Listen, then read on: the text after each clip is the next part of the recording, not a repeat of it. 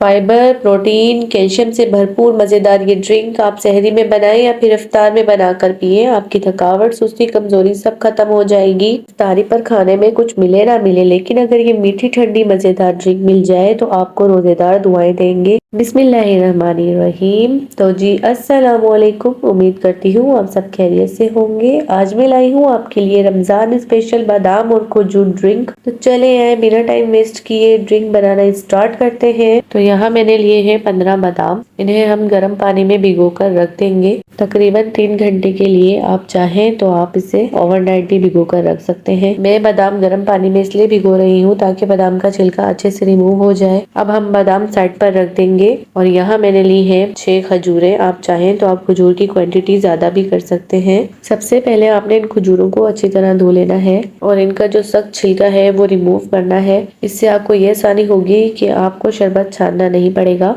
अब खजूर को सेंटर से कट करके हम गुठली भी निकाल देंगे। इस तरह से सारी खजूरों की गुठलियां निकाल लेनी है। देखें खजूर कट करके अब हम इन्हें भी तकरीबन 3 घंटे के लिए 1 कप दूध डालकर सॉक होने देंगे। बादाम और खजूर सॉक करने से आपको ये फायदा होगा कि जब हम इन्हें ब्लेंड करेंगे तो एक स्मूथ सा बैटर तैयार होगा। तो जी बादाम और खजूर को सॉक किए हुए 3 घंटे हो चुके हैं। देखें बादाम के छिलके मैंने अच्छी तरह रिमूव कर लिए हैं। बस यही सबसे इम्पोर्टेंट स्टेप है। खजूर भी अच्छे से सॉक हो गई है। अब हम बादाम और खजूर को ब्लेंडर जग में ऐड करके इनका पेस्ट बनाएंगे। सबसे पहले बादाम ऐड करेंगे और फिर खजूर। फाइन पेस्ट बना लेना है। अल्हम्दुलिल्लाह पेस्ट बनकर रेडी है।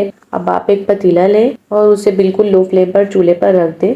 यहाँ मैंने ली है 2 टेबल स्पून चीनी। इसको हम कैरेमलाइज करेंगे जिससे हमारी ड्रिंक बहुत ही अच्छी कलर की तैयार होगी। ये प्रोसेस आपने लो फ्लेम पर ही करना है वरना चीनी जल जाएगी और ड्रिंक में कड़वाहट आ सकती है। चीनी कैरेमलाइज हो गई। अब आप इसमें ऐड करें 1 लीटर दूध। मैं यहाँ डेयरी का दूध यूज कर रही हूँ। आप चाहें तो टेट्रा पैक भी यूज कर सकते हैं। अब जो दूध हमने शामिल किया है उसको शामिल करने के बाद हम इसमें ऐड करेंगे 4 सब्ज इलायची। खोल कर ऐड करें तो ज्यादा बेहतर है। इससे दूध में बहुत ही जबरदस्त खुशबू आएगी। और दूध में अच्छी तरह स्पैचुला से मिक्स करें। अब दूध को बॉयल आने तक पकाना है। व्यूअर्स दूध बॉयल हो गया है। अब आप इसमें शामिल करें खजूर और बादाम का पेस्ट। अब आप इसे भी दूध में अच्छे से मिक्स करें और इसे भी थोड़े देर पकने दें। अब दूध पक रहा है तो हम एक बैटर तैयार कर लेते हैं। अब हम लेंगे 1.5 टेबल स्पून कॉर्नफ्लोर और आधे से थोड़ा दूध। इससे हम अच्छी तरह मिक्स करेंगे और इसका एक पेस्ट बना लेंगे। आप चाहें तो आप कस्टर्ड पाउडर भी यूज कर सकते हैं। अब इसे दूध में ऐड करेंगे